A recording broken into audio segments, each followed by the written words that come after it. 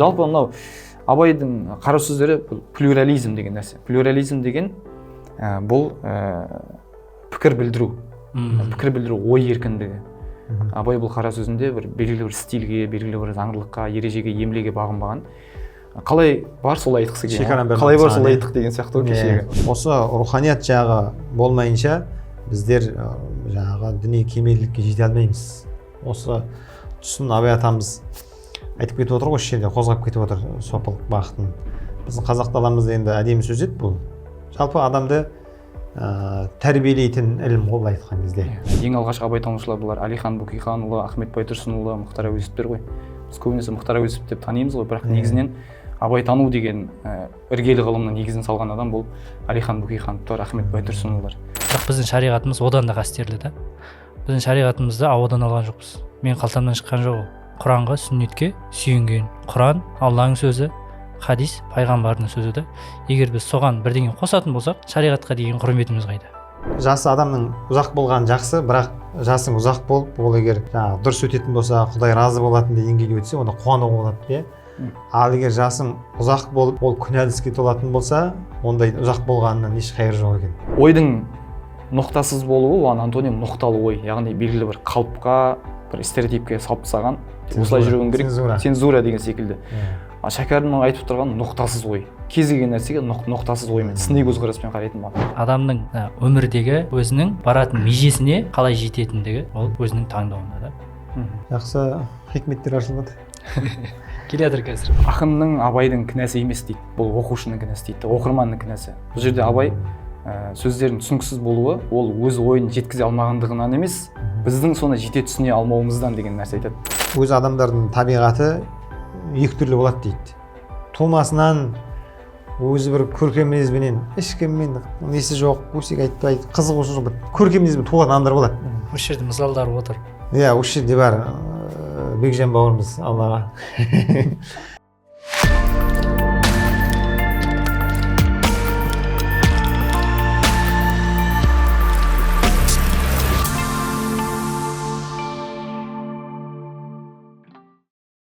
Армысыздар қадірлі көрермен, бүгін біз араға уақыт салып өздеріңізбен қайтадан қауышып отырмыз. Бүгін бізде жаңадан жоба бастап жатырмыз. Бұл қазақ руханиятының үлкен алыбы, көл, көсір, телегей, теңіз деп айтсақ болады. Абай атамыздың шығармашылығы бойынша. Шығармашылығы болғанда да енді қара сөздері. Өз алдына бір жанр ғой бөлек.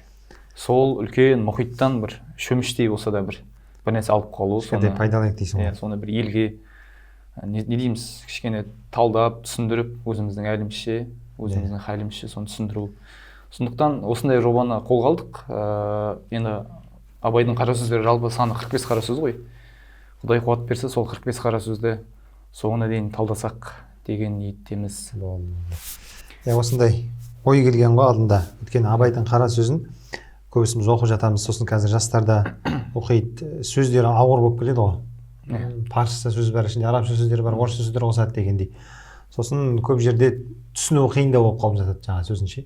Сосын өткенге де Дарханға айтқанмын ғой. Қазақ тілі әдебиет маманы отырайық, осыны талдайық. Сөйлесейік. Ішіндегі мүмкін сөздердің мағынасына тереңіне үңілейік, ішіндегі хикметтерін сезейік. Сосын Абай атамыз өте ішінде діни тәрбие беріп кетуге тырысқан ғой. Қоғамдық сол кездегі дерттерді айтқан, соларды талдайық, талқылайық. Сол кездегі дерттер қазірде жалғасқандары бар ішінде деген сияқты. Мүмкін көбісі бас жағынан байқағаным менің енді сұрастырып жүрмін ғой. 13 сөзіне дейін, 8 сөзіне дейін солай оқылған, ар жағы ашылмаған. Ар жағында жаңағы 30 сөзінде 35, 38 неше түрлі бір кереметтер жатыр ғой. Соларға дейін Алла нәсіп қылса барайық деген ниет болды. Осыны талқылайық, қоғамға жетсек деген сияқты қарапайым тілменен. Сол қуаттап отырыңыздар, жәрдем беріп отырыңыздар. Өткенде ақылдастық қой, не істейміз, не бүлдіреміз деген сияқты ғой. Сонымен подкастымыз бар, енді біз шамалы кідірсіз болып қалдық подкастымызда. Сонымен жақсы бір халыққа бір игілікті бір іс істесек деп отқанда осы ой келді. Сізге, Айеке, осы ой түскен уақытта қандай ой келді? Қандай? Осы Абайға байланысты. Өзіме қатты әсер еткені, ең бірінші қара сөзі немен басталады? Адамның ішіндегі күйзеліспен басталады. Абайдың ішіндегі күйзелістері бәлкім Абайдан қазір қоғамдағы адамдар бір пайда алып қалар. Біз де соған атсалысайық. Алғашқы сезім бөлек болды. Үлесімізді қосайық деген ниетпен. Жалпы бас қосудың негізгі мақсаты осы болып тұр. Жаңа бас қосу демекші, бізде бас қосулар көп қой. 1913 жылы Айқап деген журнал шығып тұрды бізде Қазақстанда, Қазақ даласында. Сол кезеңде Ахмет Байтұрсынның мынандай мақала шыққан екен, бас қосуға байланысты. Жер-жерде бас қосылып жатыр дейді да, осындай істеуіміз керек еді, осындай істеуіміз керек, осындай істеуіміз керек. Сонымен бір кісілердің атын жазады, осындай кісілер бас қосайық деп мақала берген екен бізге деп. Сол мақаланың бұрын бір өз ойымды айтайыншы дейді да, Ахмет Байтұрсынға. Бізде бас қосулар көп болып жатыр дейді да, бірақ айтылған сол жерде қалады, үйге барып теңкиіп жатып аламыз дейді. Қазіргідей. Іске асып жатқаны ол жатып алғанмен ол іске аспайды ғой дейді да. Ол ары қарай айтылды ма, уже ары қарай соны қозғалу керек, қимылдау керек, соны түбіне дейін жеткізу керек деп тұр ғой сонда. Енді бас қосып қалдық бізде. Енді Құдай қуат берсін дейміз. Жаңа Айболат ұстаз айтып жатыр, Айеке өзің айтып жатсың, жаңағы оқыған уақыттағы сезім туралы ше. Бірінші рет оқып жатырмын деп. Сол Ахмет Байтұрсынұлы жалпы абайтану деген үлкен ілім ғой. Сонда ең алғашқы абайтанушылар бұлар Әлихан Бөкейханұлы, Ахмет Байтұрсынұлы, Мұхтар Әуезовтер ғой. Біз көбінесе Мұхтар Әуезов деп танимыз ғой, бірақ негізінен абайтану деген іргелі ғылымның негізін салған адам бұл Әлихан Бөкейхановтар, Ахмет Байтұрсынұлылар. Сол бір күні Ахмет Байтұрсынұлы Қазақ газетінде жариялаған мақалада айтады, әрбір жиналыста, бір жиында барып қалсам, сол Абайдың өскен жері, сол Семей өңірі ғой. Сол жақтың адамдары Абай бүйтіп айтушы еді, жарықтық, Абай былай деп айтушы еді деп айтады дейді. Сонымен басында елемедім, бізде өзіміздің шыққан Әбу Бәкірлерді, Ақмолда деген секілді ақындарымызды енді көтермелеп айтамыз ғой дейді. Сондай бір көп ақындардың бірі шығар деп мән бермей жүрдім дейді. Сосын кейін арада бір 2 жыл өткеннен кейін Абайдың өлеңдері деген дәптер қолыма түсті дейді. Сонымен алып ашып оқимын. Сосын түсінбедім дейді. Мынау не жазған деген сияқты. Өйткені осы уақытқа дейін мен оқыған өлеңдердің ешқайсысына ұқсамайды. Сөзі өте ауыр, бір сосын философия көрмесінде мағынасы терең екенін түсіндім. Ахмет те тегін адам емес қой, Ахмет атамыз да. Содан арада біраз уақыт өтті. Ана Абайдың айтқан сөз орамдары кейін менің жадыма келе береді дейді өзіне өзі. Ана әр уақыт өткен сайын ана сыр ашылып жатыр ғой Абайдың өлеңдерінің. Содан қайтадан ашып қараймын, алдыңғы оқығанда емес, басқаша қырынан көріне бастады дейді өлеңдері. Сонда Ахмет айтады, бұл жерде мен айтқым келіп тұрғаны, бұл ақынның Абайдың кінәсі емес дейді, бұл оқушының кінәсі дейді, оқырманның кінәсі. Бұл жерде Абай сөздердің түсініксіз болуы, ол өз ойын жеткізе алмағандығынан емес, біздің соны жете түсіне алмауымыздан деген нәрсе айтады. Сондықтан Абай ұлы алып ойдың иесі. Енді мынау қара сөз деген нәрсе, бұл өз алдына бөлек бір жанр. Абай бұл қара сөзінде өте өзін еркін ұстаған.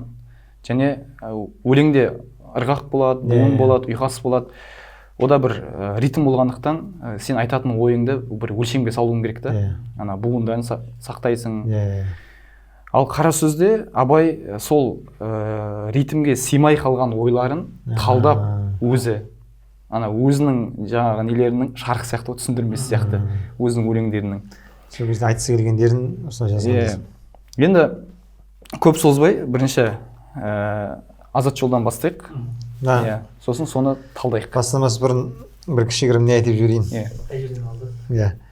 Мынау кітабымыз тұр ғой, міне кішкентай кітапша. Өте көп қой енді, осыдан кішкентай үлкені бар деген сияқты. Өткенде Дархан бауырымыз үйленген кезде не дейді, той табақ дейді ғой. Соған таратты. Айтпасам той табаққа неше түрлі бір кәсіпбет нәрселер тарап жатады ғой енді. Алла разы болсын. Менде үйде басқа нұсқасы бар еді. Өзі қалтаға салып алғанға жақсы екен. Ішінде ойланып жүре қоясың. Ашасында сапарда да өзің алып кетесің. Өйткені әр сөзін мынандай тез оқып кететін нәрсе емес. Не айтысы келді екен, әр кезде әрқалай нелер ішінен шыға бастайды. Жақсы көзделген мақсат орындалды деп ойлаймын. Негізі әр Абай танытам деп қанша жерден адам келіп, бәрі бір-бірден алып кетті ғой. Әшейінде той табақ қалады негізі. Бір шоколад береді, бір-бірдеңе береді. Мен кітабым қайда деп ана жерде бәрі алып кетті ғой бір-бірден. Ол да бір даналықтың белгісі дейсіз ғой.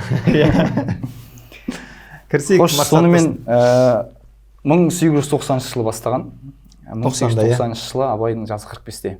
45-тегі бізде 45-тегі кісі, ер кісі күш қуаты тасыған әлі тойда билейтін кісілер ғой. Бірақ абай 45 жаста қандай болды екен, көрейік. 40-тан кейін даналық келіп жатқан Бұл жасқа келгенше жақсы өткіздік пе, жаман өткіздік пе, әйтеуір бірталай өмірімізді өткіздік. Алыстық, жұлыстық, айтыстық, тартыстық, әурешілікті көре-көре келдік. Енді жер ортасы жасқа келдік, қажыдық, жалықтық, қылып жүрген ісіміздің баянсызын, байлаусызын көрдік, бәрі қоршылық екенін білдік. Ал енді қалған өмірімізді қайтып, не қылып өткіземіз? Соны таба алмай, өзім де қайранмын. Бұл бірінші жазушы. өмірінде бір астаналық жасап ойланып тұр ғой, атқа қарап, жұлыстық, тартыстық, не істеп жүрік, не қылып жүрік деп. Әрбір саналы адам болсын бір өзіне сұрақ қою керек шығар деп ойлаймын. Иә.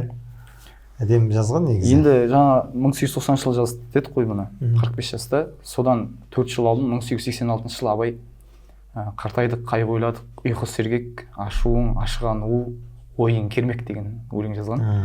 40 жасында қартайдық деп тұр ғой абай. Сонда қарттық деген нәрсе абайдың заманында мүмкін 40 жастан бастап адам қартая ма, әлде абай өзінің қатарынан ерте қартайған адам ба, қалай түсінсек болады. Және осы азат жолдан абай айтып жатыр ғой жаңа, жақсы өмірімізді жақсы өткіздік пе, әлде жаман өткіздік пе, әйтеуір бірталай өмірімізді өткіздік дейді. Сонда өмірдің өзі я жақсы өткізесің, я жаман өткізесің деген сияқты ой туындамай ма? Я адам өмірін я жақсы өтуі мүмкін, я нашар өтуі мүмкін ғой. Үшінші вариант жоқ. Пайғамбарымыз да саллаллаху алейхи жаңағы айтады ғой, үлкейіп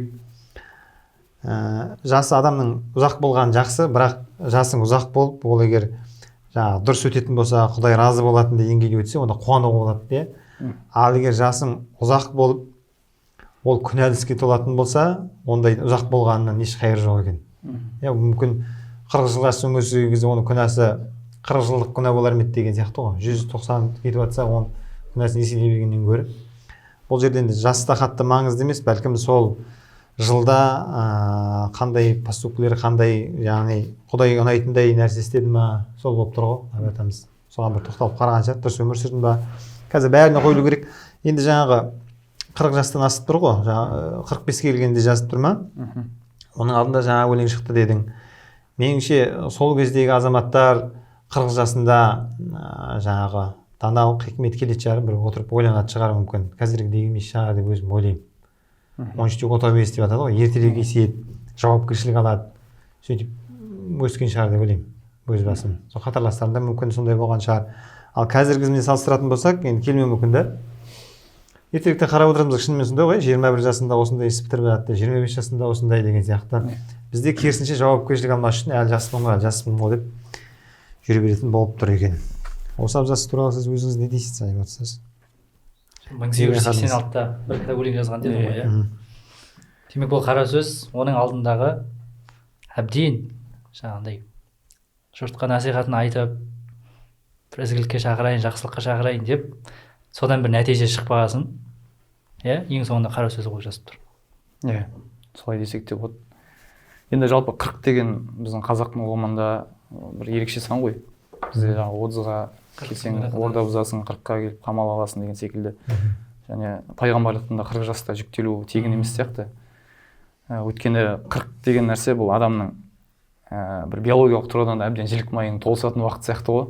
Ақыл ойының да әбден толыс кемелденетін шағы. Сосын бір грек аңыздарында 40 жасқа келген уақытта адам бір акмеге жетеді дейді да. Акме дегеніміз жаңағы вершина дейді ғой, шың. Яғни 40-қа келген уақытта адам сондай шыңға жетеді екен. Мысалы өз кәсібінің, өз ісінің, өзінің бір жолының бір шыңына жетеді екен. Сонда 30-ға орда бұза алмасаң 40-та қала алмассың деген бізде сөз бар ғой. Сонда 40-қа келіп саған бірден аяқ астынан руханият бір ерекше бір қарым-қабілет қона қоймайды 40 жасқа келген уақытта. Сонда сол 40 жасқа дейін сен өз ісіңмен жетесің деп тұр ғой, сондай өзіңнің шыңыңа ше. Мысалы жақсы өткіздік пе, жаман өткіздік пе дегеннен шығады. Сұлтанмахмұттың өлеңі бар ғой. Жақсылық көрсем өзімнен, жамандық көрсем өзімнен, тәңір қылды дегенде шығарамын сөзімнен дейді. Сонда осы өмірде жақсы болып өтсем де, жаман болып өтсем де өзімнің тапқан ісімнен, өзімнің қол істеген істерімнен деп тұр ғой.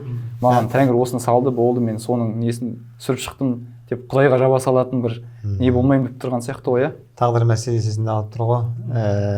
Қазір көп қоғамда солай ғой, ішіп жүрсем, Құдай солай тәңірім жазып қойған болса мен не істеймін деген сияқты ғой, иә. Осындай нәрсе көп болып жатады.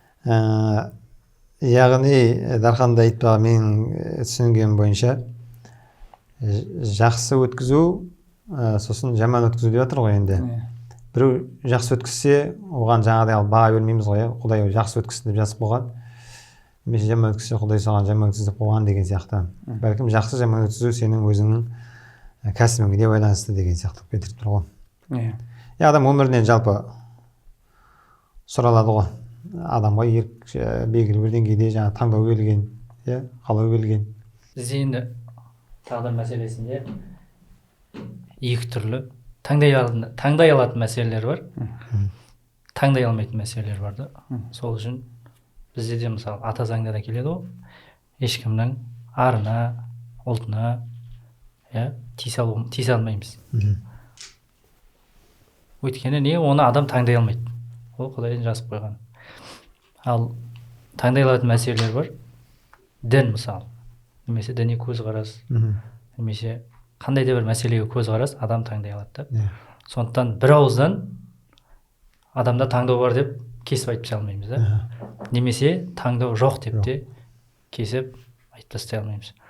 Ол сондай мәселе. Бірақ адамның өмірдегі өзінің баратын межесіне қалай жететіндігі ол өзінің таңдауында да. Бұда ешқандай не жоқ, талас жоқ. Жаңа Азат жолда айтады, бірталай өмірімізді өткіздік дейді ғой. Сосын айтады, алыстық, жұлыстық, айтыстық, тартыстық дейді да. Сызықша әурешілікті көре келдік дейді. Яғни өмірдегі әурешіліктерді айтып тұр да, алысу, жұлысу, айтысу, тартысу. Абайдың бір қара сөзінде айтады, адам дүниеге жылап туады, киіп өледі дейді да. Екі ортада өмірді иттікпен өткізіп болады дейді. Шын мәнінде кішкентай бола шырылдап дүниеге келеді ғой, жылап келеміз. Сосын еш нәрсеге недовольный болып дейді ғой, енді көңіліміз толмай киіп өлеміз. Ана туысымызға ренжейміз, неге маған бүйтпейді деп маған ренжейміз деген сияқты сөйтіп. Соңында осы әурешілік екенін байқайсың. Соны айтады, осы қылып жүрген ісіміздің бәрінің баянсызын байлаусызын көрдік, бәрі қоршылық екенін білдік деп Абай. Енді Абайдың өз-өзіне баға беру ғой, өз өміріне. Енді Абай өзіне өмірдің бос өткізген екенбіз, алысумен, жұлысумен, айтысумен, тартысумен өткізіп алған екенбіз деп тұрғанда, біз егер 40-қа келіп сөйтіп айтсақ қалай болар екен? Тіптен салыстыруға да келмейсің мүмкін, Біраз нәрсе бітіріп тастадым деп қалай болады дейсің ғой, Абай атамыз біраз халықты тәрбиелеп, сол ағартушылықпен айналысқанның өзінде де адам бітірмедік деп айтып тұр ғой, Бәлкім ол еден қоғамда айтып жатқан шығар деймін да. Өзін емес мүмкін. Бітірмедім деп айтушы еді өзі болғанда. Қоғамда айтып жатқан шығар, Өткіздім деп тұрған жоқ шынымен, өткіздік деп жатыр да. Өзін айтатын болса, мысалы мен өткіздім деп айтуым мүмкін. Не өткіздік дейді? Өйткені енді бізде де бар ғой, исламда да мысалы құлшылық. Бір өзің қанша жерден құлшылық ете бер, бірақ қоғаммен бірге жүрмесең, бір қауым барлығы күнәһарлар болып, ішінде бір адам құлшылықпен айналысса, егер сол қауымға бір азап келетін болса, мына адам да соның ішіне кетіп қалады. Өйткені мен бір өзім құлшылық еттім, мен мына жақтамын, Алла рахметінде, қалғандары азапта деген жоқ. Мүмкін сондай оймен айтып жатыр. Ойдап та түйіндеуге болады. Өйткені енді Абай оның алдында да. Ұқсарса мен азып жүрген жоқ қой дейсің ғой. Енді осы жерде оқырмандардан, тыңдармандардан тағы да бір нәрсе айтқым келеді. Абай үлкен теңіз болғандықтан біз Абайдың қара сөздерін талдау барысында, тәпсірлеу барысында қате кеткен жерлеріміз болса үлкен ғафу өтінеміз. Біз өзіміздің әлімше, хал-қадерімізше, шама-шарқымызша талдап отырмыз. Сөйткен Абай айтады, енді қалған өмірімізді не қылып өткізерімізді өзім де білмей отырмын дейді ғой. Сосын ары қарай мына 5 нәрсені айтады. Олар ел бағу, мал бағу, дін бағу, ғылым бағу және балалар бағу. Осыдан кейін не істеймін деген сияқты енді. Осы 5 бағуды айтып өтеді, қазір соны біз жекелей тоқтайтын боламыз. Біріншісі ел бағу. Жоқ, елге бағым жоқ. Бағусыз дертке ұшырайын деген кісі бақпаса, не албыртқан, көңілі басылмаған жастар бағамын демесе, бізді Құдай сақтасын дейді. Бағу дегеннен мақсат басқару ма? Басқару ма? Ел басқару. Ел бағу деген ел басқару. Бағу деп әдемі қолданып тұр, ағай, бағу. 5 бағу. 5 бағу бар. Неге бағу деген көзді қолданды деген? Басқару деп айтты деген. Шынымен ел бағу дегенің ел басқару, мысалы мал бағу дегенің мал табу, бала бағу деген бала тәрбиелеу, дін бағу деген дін ұстану, ғылым бағу деген ғылыммен айналысу. Бәрінде бағу деген қолданады. Бірақ бәріне бағу деген қолданып тұр. Жауапкершілік мүмкін, Мүмкін солай сияқты бағу деген. Мысалы біз айтамыз ғой, қанаттыға қақтырмай, тұмсықтыға шоқтырмай бақтық дейміз. бүкіл энергияңды жұмсау. Мысалы ел бағу дегенде бүкіл потенциалыңды арнау болып тұр ғой соны ел басқаруға. Бірақ ел басқара алмаймын дейді. Кімдер басқарсын дейді? Көңілі басылмаған, албыртқан жастар бағамын демесе бізді Құдай сақтасын дейді. Абай бұл кезде 45-те. Мына ел бағу деді ғой. Жоқ, елге бағым жоқ деп айтты. Құдайым деді. Бағусыз дертке ұшырайын деген кісі болмаса еді. Бағусыз дерт деген қатты түсіне алмадың осы жерін. Мен де түсіне алмадым. Мен де білмедім. Басы жаңағы не дейді, сау басына сақина тіле не дейді деген сияқты ма деп те ойладым мен. Иә. Өзіне проблема керек адам болса, оны сол іспен айналыссын деген сияқты. Сонда бізде де басшылыққа таласпа деп айтады ғой исламда, иә. Басшылыққа таласпа дейді, Алланың жәрдемінсіз қаласың дейді. Пайғамбарымыз өзінің сахабасына айтқан кезде дейді. Мысалы Әбу Ханифалардың қазылықтан бас тартуы, ол да бір басшылық қой. Жалпы дін емес, басқару, билік үш нәрседен тұрады ғой. Заң шығарушы, атқарушы және сот деген. Сот үшінші бір тармағын беріп тұр ғой Әбу Ханифаға, бірақ ол бас тартып тұр. Сол не үшін бас тартты деп ойлайсыздар? Пайғамбарымыздың жаңағы өсиетінен шығар деп ойлаймын. Мысалы сахабасына сөйтіп үйретеді, өзің билікке таласпа, сен әлсізсің дейді, Алланың жәрдемсіз қаласың дейді. Мағынасы ғой енді. Ал егер ол жерге жаңағыдай тағайындап мәжбүрлікпенен келетін болса, мысалы, ол кезде Алла Тағаланың жәрдемі келеді, тәуекел ет деп айтады ғой. Мысалы сөйтіп келіп қалып жатсаң, сен жассың деп арадан шығарып сондай қалып жатсаң, мүмкін ол кезде Аллаға тәуекел етесің де сол істе маман болсаң кірісесің. Шынымен сол істі маман болып көріп тұрсаң, негізі қашудың несі жоқ. Өйткені бұған дәлел ретінде кімді айтады? Юсуф алейхиссаламның несінде, қиссасында ана жаңағы хафизун алим дейді, өзін ұсынады сол нені мен қолымнан келеді қорды басқаруға өзі сұрайды. Өйткені аманаты бар, хафизун алим осы саланы білемін дейді, сосын сақтаймын дейді, иә. Сосын өзін ұсынуға болады. Өйткені ол жерде басқа конкурент көріп тұрған жоқ.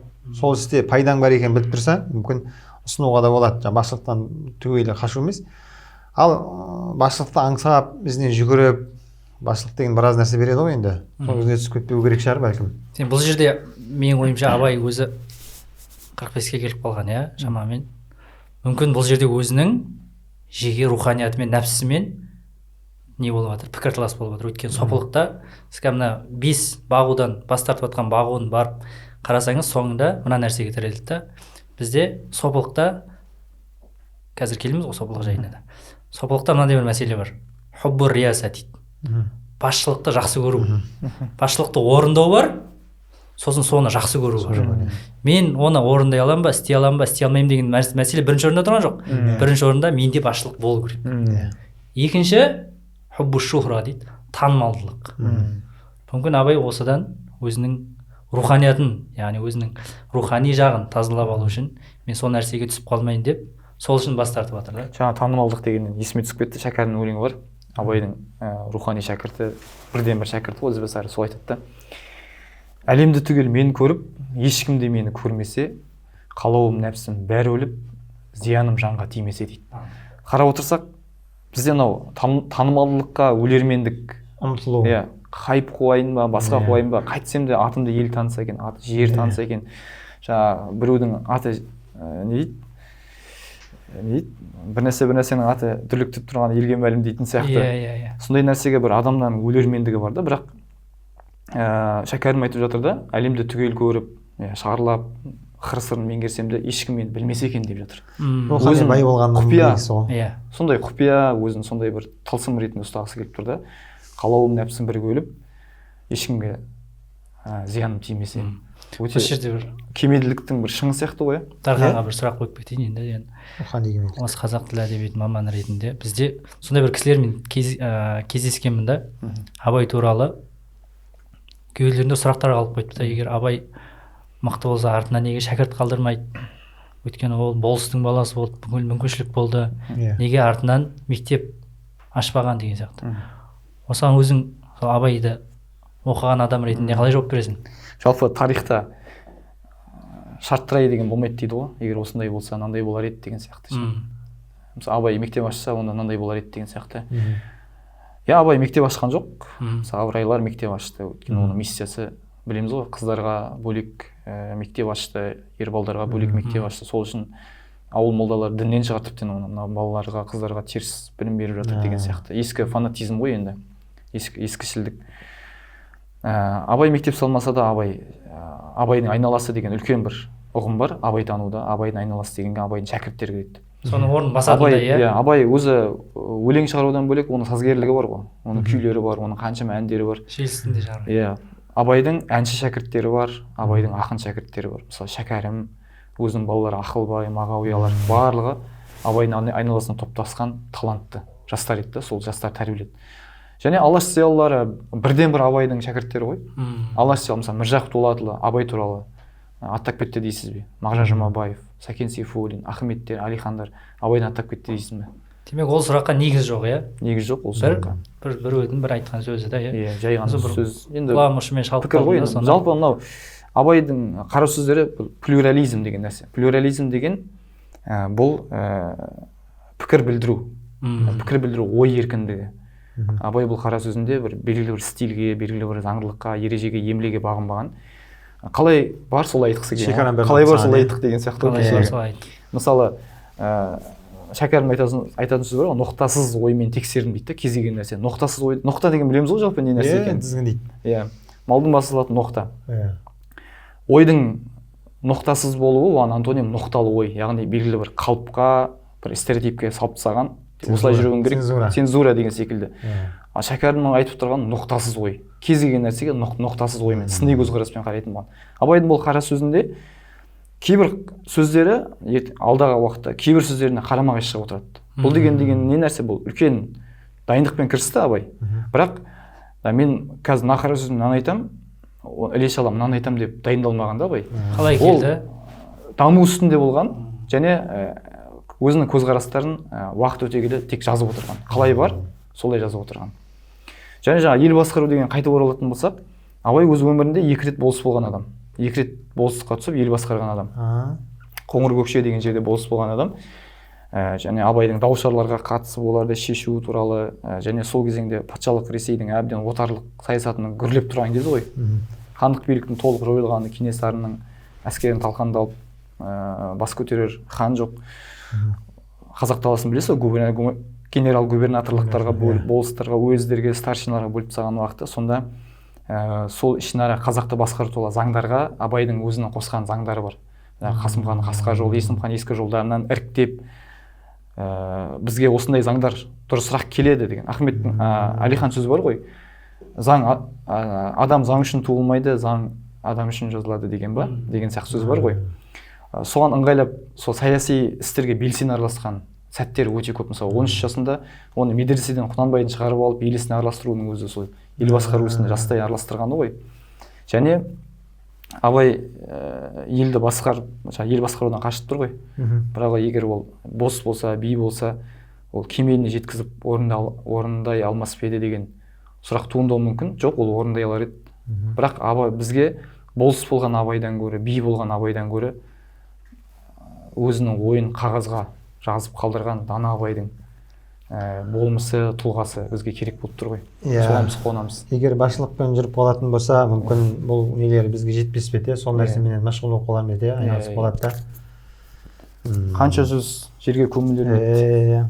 Өйткені адам енді өз уақытында ресурс бәрі шектеулі ғой, бір саланы алғаннан кейін қалған сала ақсай береді. Сонымен бұл азат жолда болған сияқтымыз ғой. Түйіндедік ау деймін, иә. Келесі Абайдың екінші мал бағу ісі. Жоқ, баға алмаймын. Балалар өздеріне керегінше өздері бағар. Енді қартайғанда қызығын өзің түгел көре алмайтұғын. Ұры залым тілемсектердің азығын бағып беремін деп, қалған аз ғана өмірімді қорғылар жайым жоқ. Бұған не дейсіздер? Мал бағу деген малмен азып кетейін ба деп тұр ғой, иә? Жаңа баю жолын таңдайын ба деген сияқты, кәсіп болайын ба деген сияқты. Балдарым өздеріне өз керегінше өздері бағып алар дейді. Балдарым аласын деп жатқан жоқ, балдарында да қабілет болып тұр, мал табатын, өздерінің өзі көрсі дейді. Енді мына жердегі маған ұнаған осы сөзінен, енді қартайған кезде дейді, қызығын өзің түгіл, өзің көре алмайсың дейді, иә. Сосын одан әрі мен ұры залымдарға азығын бағып берем деп. Солардың азығын бағып берем ба дейді. Енді асырап атасын, мал бағасын, сосын бір ұрлап кетсе, кетті. Қанша, мысалы 5 жыл, 10 жыл сенің уақытың ғой, уақытқа да құрметпен қарап тұр ғой, қатты. Қадірін түсініп тұр. Қанша жыл сен бақтың, қызығын біреу көріп кетейін тұр ғой. қалған өмірімді қалай жұмсайын дегенменен әлі басына ұртып тұр ғой осында. Малға жұмыс істеп келе жатырмын, мал жұмсадым малға деп. Енді ол қандай нәтиже береді деп тұр. Бөтен біреуге кетіп қалайын деп тұр, ертең басқа деген сияқты ғой. Бұл келмейді деп айтты ғой. Баю деп, қалай баю деп алсақ бола ма екен оны? Мал Алды. Жалпы мал деген сөз енді жаңағыдай араб құлдықтан айтып жатқан жоқпыз. Негізі араб тілінен енген сөз ғой, мәл деген, иә, мәлуху. Яғни мал деген сөз араб тілінде мүлік, байлық деген мағынасы бар, қаржы. Төртлік қана. Бізде қазақта мал табу деген нәрсе, мал жинау деген мағынада емес қой. Мал табу деген нәрсе отбасыңды асырау, байлық жинау, қаржы жинау деген сияқты нәрсе. Жұмыс істеу, иә. Екі қолға бір күрек деген сияқты нәрсе ғой, қарапайым тілмен айтсақ. Және бірақ Абай бұл жерде айтып тұр да, жаңа Айекең ұстаз айтқандай, қызығын өзің түгел көре алмайсың қартайғанда. Оның үстіне оразалын тілемсектен азығын бақып бересің. Ол мал болғаннан кейін оны қорғауың керек, оны ұрыдан, бөріден қорғауың керек, жұттан қорғауың керек деген сияқты ғой. Малға қызмет қылып атасың деп тұр ғой. Иә, бұл да Абай атамыздың өзінің таңдаған жолы енді. Бәріне бірдей деп жатқан жоқ қой. Осыны құп көрмеймін деді. Өйткені бел ортасына келіп тұр. 45 жасқа келіп тұрмын дейді. Сосын ар жақ өмірін осындай құртпай-ақ қойын деді. Және айтып жатыр ғой, балалар өздеріне керегінше өздері бағар. Сонда бізде мына қазақтың танымында демей-ақ қояйын, енді біз кеңестік кезеңнен өткеннен кейін бізде масылдық деген нәрсе белең алған сияқты. Мысалы, ата-ананың қолында отырып қалу, ата-ананың пенсиясымен күн көру деген жастар енді сөздің ашық керек бар нәрсе ғой, қоғамда бар нәрсе, иә. Сонда Абай бұл жерде үлкен жауапкершілікті балаларын өздеріне ысырып тұрған сияқты. Керек па мал? Малыңды бақ. Керегінше бақсын. Бір өлеңде айтады ғой, есектің арын жуудан мал тауып кел деген сияқты. Қолыңа жұқпайды ғой, еңбек ет, жұмыс тауып кел деген сияқты. Осы жерде ұнағаны маған аз ғана өмірімді қорғылар жайым жоқ дейді. Қалған өмірін тағы да айтамыз ғой, қалай өтсем деген кезде оны қорғылар деп сипаттап екен. Өмірім қорғы көппесін деп жатыр ғой. Әдемі сөз қолданып тұр. Адал бол, бай тап, адам бол, мал тап, қуансаң қуан сол кезде дейді сегіз аяқ деген өлеңде. Яғни адал бол, бай тап деп тұрғаны, адал жолмен кәсіп қылып байлықты тап, адам бол, сөйтіп мал тап, байлық жина, кәсіппен айналыс, қуансаң қуан сол кезде дейді. Сол кезде барып қуансаң болады. Ол өлеңден бұдан ертелік жазған болып тұр ғой. Енді мына өлеңіндегі мына бағуларды жауап беріп жатқаны сол тағы да айта кететініміз 45-тен кейін енді қазіргі күннен кейін не істеймін деп тұр ғой, арман ертең өмірімді қалай ортағам деп. Жоқ, мынандай бір ой келеді да, байлық жинау, мал табуға жалпы дінде қалай қарайды? Әлі тәркі дүние болу керек пе тек қана? Осыған бір. Зухд дей ма тәркі дүниені? Зухд дейді ғой тәркі дүниені. Жоқ, құптамайды ғой оған. Өйткені Пайғамбар саллаллаху алейхи вассалам өзі намаздан кейін дұғаларында неде үйреткенде минал фақр сыйынамын Алла тағалаға пақырлықтан, кедейліктен деген сияқты. Мал дүние жинауға шариғатымыз оған қарсы емес. Әркім еңбектенсін дейді. Зекетті не үшін зекет алатын адамдар бар ғой өзі. Соның ішінде ақшасы жоқ болса да бірақ күш қуаты бойында бар адам болатын болса, оғанда да берме дейді. Бірақ анау кедей болуы мүмкін, ақшасы жоқ деген сияқты. Бірақ күш қуаты бойында бар ма, оған беруге болмайды. Себебі ол өзі жатып шер болмау керек, еңбектену керек деген сияқты. Сол үшін мал жинауда, еңбек қылуда, мал табуда, шариғат оны тастада, тек қана дінмен айналыс демейді, мақсат ол. Мен осы жерде қоса кететін. Мен жаңа байлық деп алуға бола ма деп жатқаным, не Абайдың көзқарасында мал ол байлық емес. Неге? Өйткені енді ол Абай, оның көзқарасында байлық ол рухани байлық та. Сондықтан меніңше, егер Абайдың көзімен алатын болсақ, мал бағуды байлық деп ала алмайтын сияқтымыз. Ал егер малды байлық деп алатын болсақ, соны шариғатта қойып отыр ғой. Мал жинауға қалай қарайды деп. Шариғатта егер мал жинаудан тыятын болса, малды болған, сондай байлық иесі болған сахабалар, солардың арасында жәннатпен сүйіншіленгендер болды. Олар батырлығының себебінен емес, мал мүлкі көп болды да, содан істеді, Алла жолына бергендіктен. Егер де мал дүние әбден не болған, тез шыққан сөз бар ғой, мал дүниені неден ұстау керек? қолда ұстау керек та, жүрекке кіріп кетпеу керек. андай бір хадис бар еді ғой, екі адамға қызығыңдар деген сол қалай еді. Біреуі Күндіз түні білімін Алла жолына жұмсаған, екіншісі күндіз түні мал мүлкін Алла жолына берген. Иә. Демек Қызығатын адам. Иә. Осы екеуі. Жолға болады. Осыдан ақ байқағанымыздай, дүние табу, мал табу жалпы айыпталған іс емес. Иә. Ізінде кетіп қалып жатқан жоқ.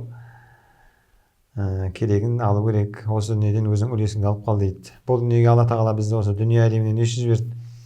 Осы жерде еңбек қылу керекпіз, ақыретімізді сатып алу керекпіз. Яғни ақыретіміз үшін әрекет етіп қалу керекпіз. Көбірек сауап істеп қалуға осы қаржылық мәселелерде біраз нәрсені шешіп кетеді. Ана кедейлеу сахабалар пайғамбарға келмей ма? Оларда ақша бар, не бар, аналар бізден гөрі сауапты көп алып кетіп жатыр деген сияқты. Иә? Сонда пайғамбар осындай зікірлерді айтсаң, осындай болады деп сауабын айтады. Бізде айтамыз дейді, осындай сауап аласың деп пайғамбар қызықтырып жібереді. Сөйтіп ол зікірді істеп жүреді. Бірақ қараса әлгі бай сахабалар да сол зікірді айтып жүр да.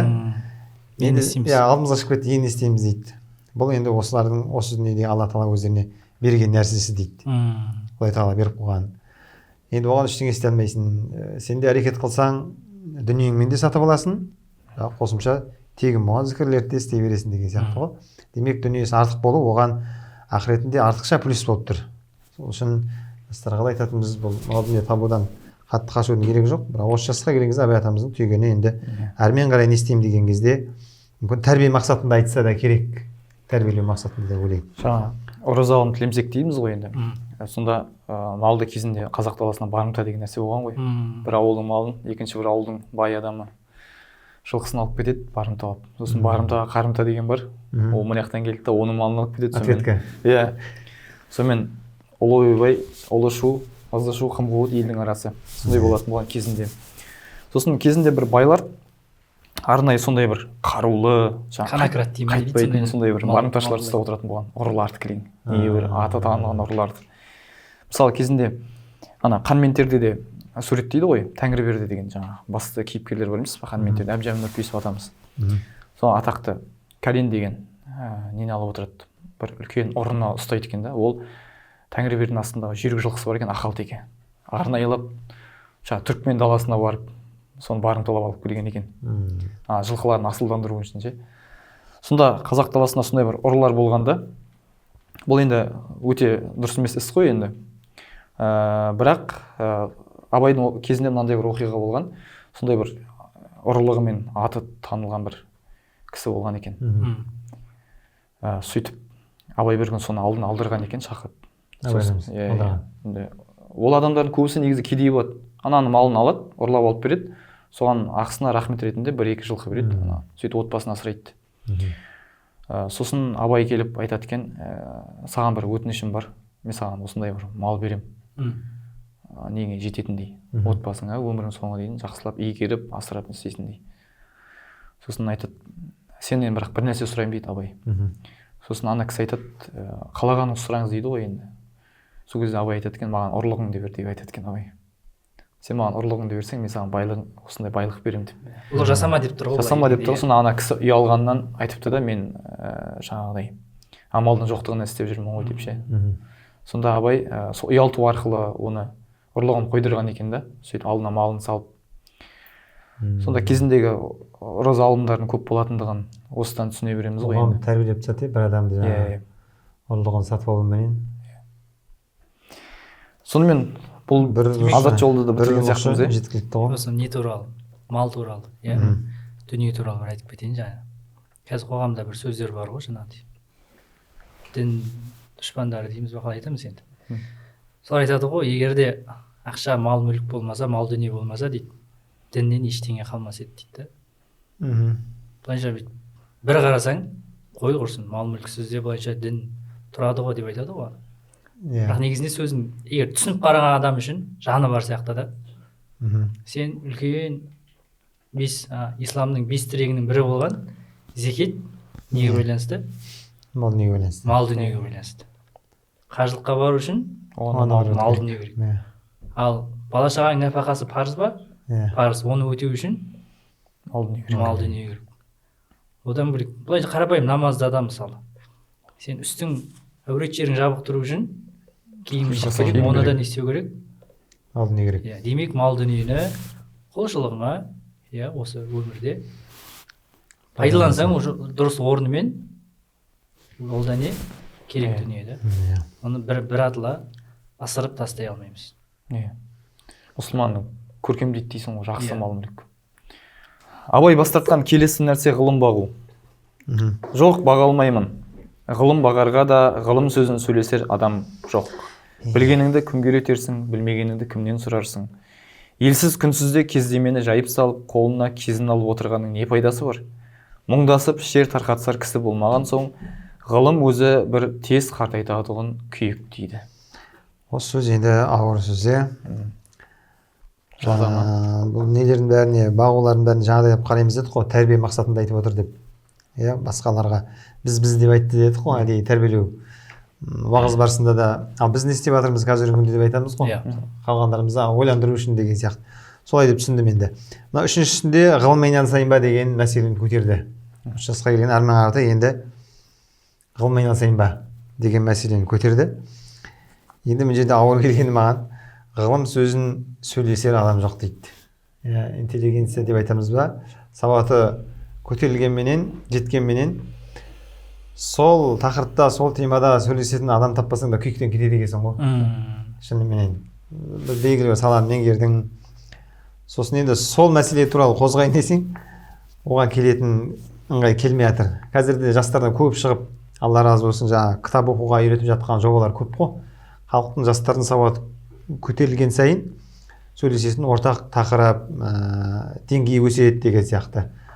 Ал енді жаңа сауаттылар мен білгендер мен білмейтіндер тең бе деген сияқты мәселе осыдан шығып тұр ғой аяттағы.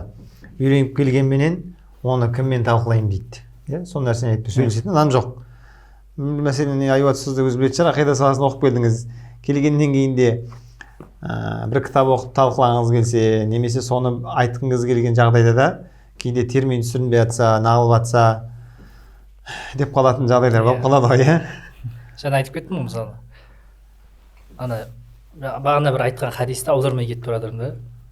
Сіз қайтадан несін сұрадыңыз ғой, мағынасы қалай деп.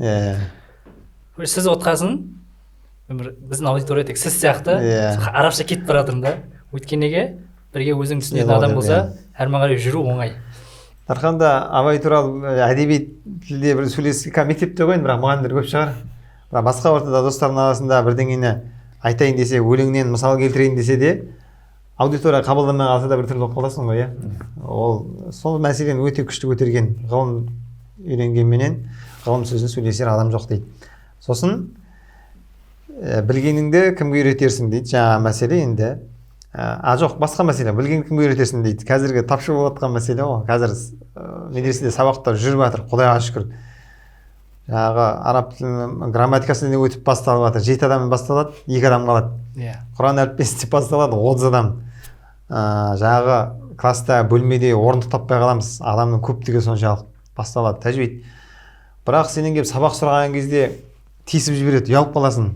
Табам уақыт дейсің де жақсы, берейік, әбетте бірде болса, жұмыстан шыққан кезде мындай ет дейсің, уақытың ыңғайлайсың, қоясың. Бірақ соңында бір шәкірт, 2 шәкірт қалса қалғаны, қалмаса ол да жоқ. Соны айтып кетті да, біліп үйреніп келдім дейді. Ғылым жолын қуайыншы, жақсы, үйрендім, білдім.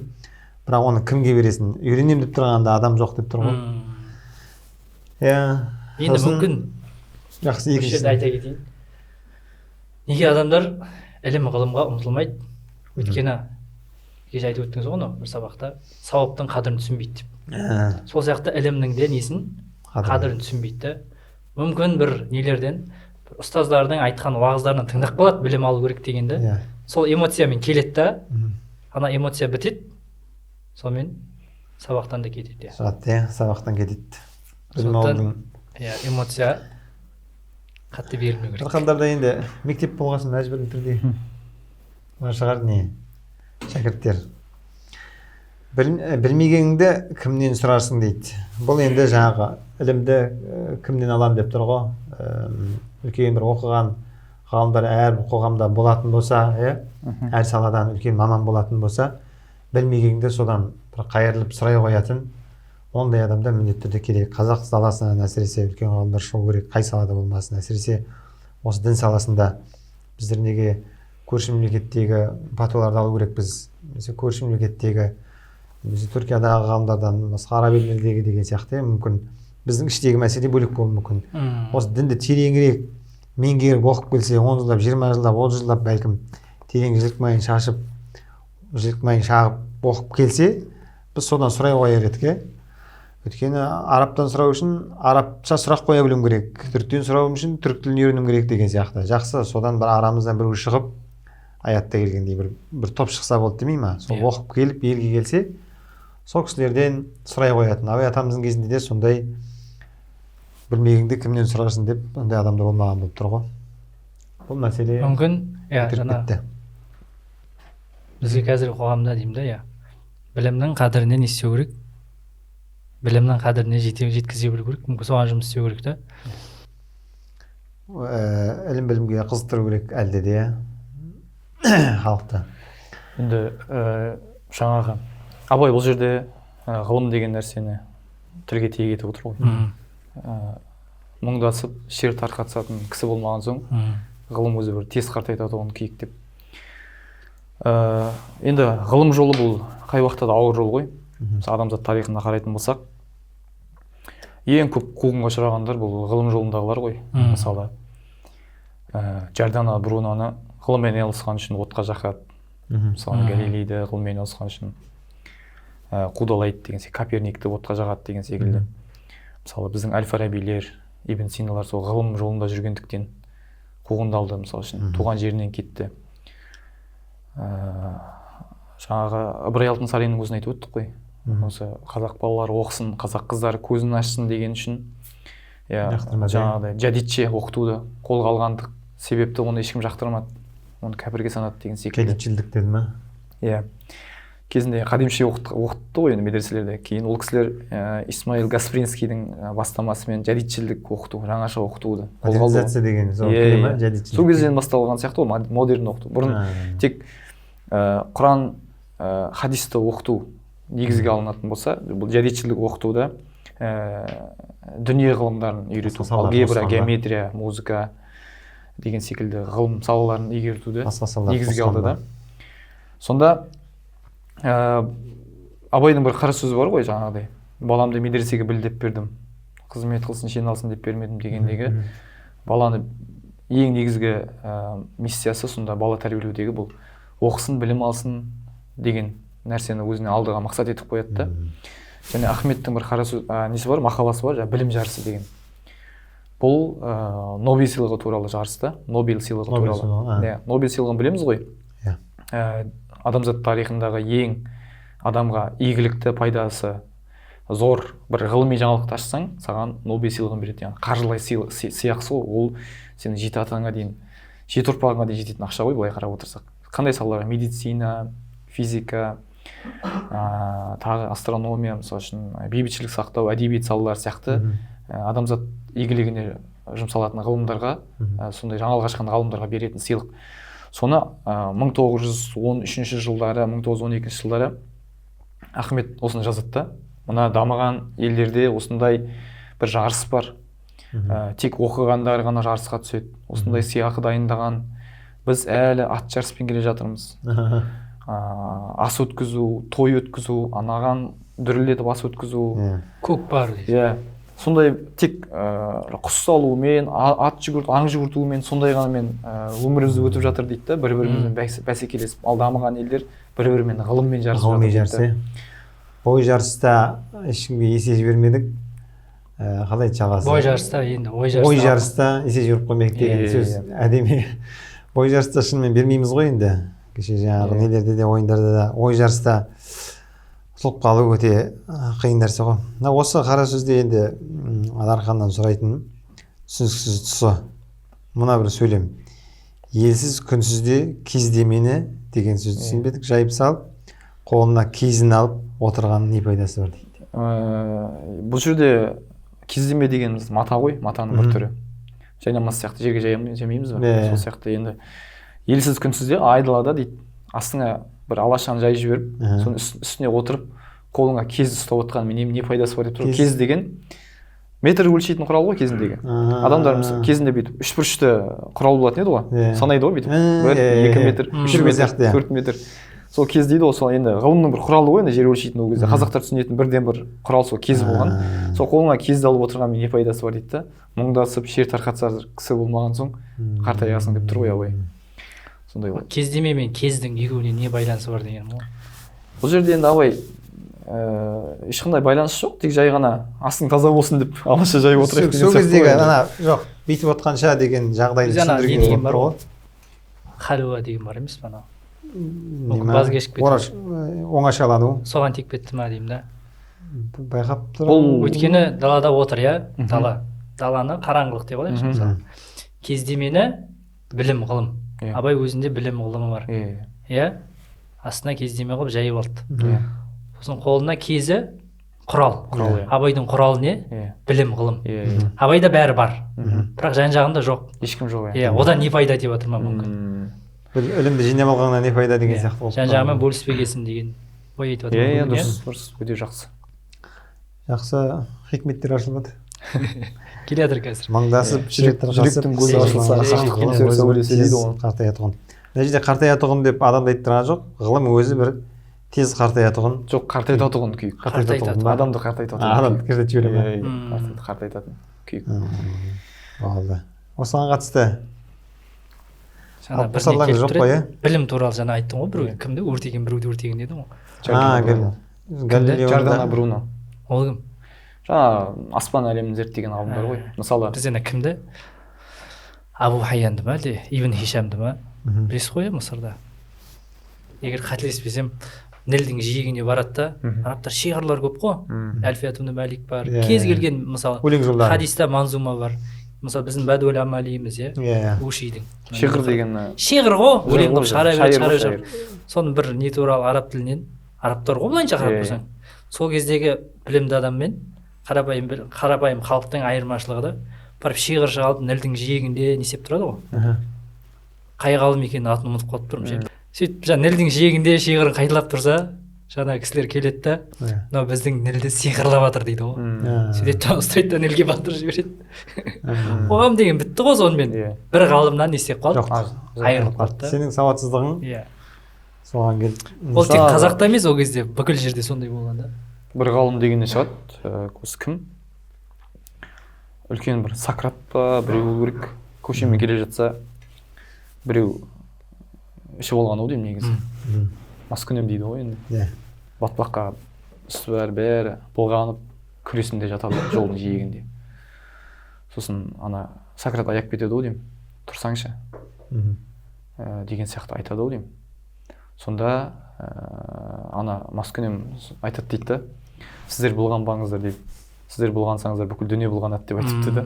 Біздің қазақтың ет бұзылса дос себесің, дос бұзылса не себесің, иә? Сонда анау өзі мас болып тұрса да ана ғалымның қадірін түсініп тұрған сияқты. Ғалым танып тұр, сосын ғалымды тану, қадірін түсіну. Ол да бір үлкен бір не сияқты, бір ар жағында бірдеңе бар да. Иә, бір жақсы қасиет.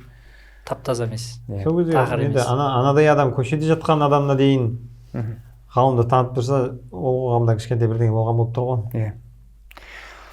Осы қалай келтіретінін білмеймін енді. Мысалы, қазір бізде әлеуметтік желілерді қарап отырсақ, ғылым және дін деген нәрсені бір-біріне қарама-қарсы, кереғар нәрсе қылып қарастырады. Мысалы үшін, сондай көп оқитын нәрсем, осылардың бір ертегісі таусылмайды екен, осылардың бір жырлар таусылмайды екен. Неге ғылыммен айналыспаймыз дейді да. Сол ойлаймын ғой енді. Сол жазған адам өзі бір әжептәуір білім иесі шығар деп қарасаң, жоқ, қарапайым адам ғой. Енді сөзіміз ауыр болмасын, мүмкін өзі мектепті әзір бітірген адам болуы мүмкін, баласын жақсы тәрбиелей алмай жатқан адам болуы мүмкін, бірақ күйесін дінге жағып жатады да. Жалпы дін мен ғылым деген нәрсені қалай бір қарапайым тілмен түсіндіріп айтуға болады халыққа? Дін деген, ғылым деген бір-біріне қарама-қарсы нәрсе ма? Адамның оң қолы мен сол қолы сияқты ғой. Қарапайым тілмен айтқанда. Егер адам дінсіз адам болатын болса, оң қолы жоқ адамды сол қол. Иә, мүмкін дінсіз, бірақ ғылым, өнер білімі бар, ғылымы бар қауымдар бар ғой. Олар да алдыға келе жатыр, бірақ бір қолды ғана да. немесе сондай бір нелер қоғамдар бар, дінді ұстанады, өкінішке орай жоқ емес, бар, бірақ неге білім ғылымға мән бермейді. Әлеуметтік жағдай нашар болуы мүмкін. Әлеуметтік жағдай немесе жаңа технологияларды қабылдамайды.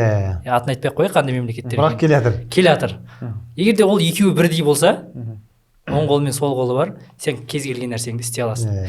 Сен егер тек қана дінмен өмір сүретін болсаң, әйтеуір бір қолда да адамдар өмір сүріп жатыр ғой. Немесе тек қана дүниемен ғана өмір сүретін болсаң, бір қолмен күніңді көресің, істеп жатсың. Бірақ мына екеуіндей болмайды да. Дін мен ғылым деген солай алсақ болады. Пайызбен бұл енді айтуындағы түпкі мақсаттары маған былай естіледі енді. Дін ілімін оқымай ақ қою керек деген мәселеге шақырады ғой.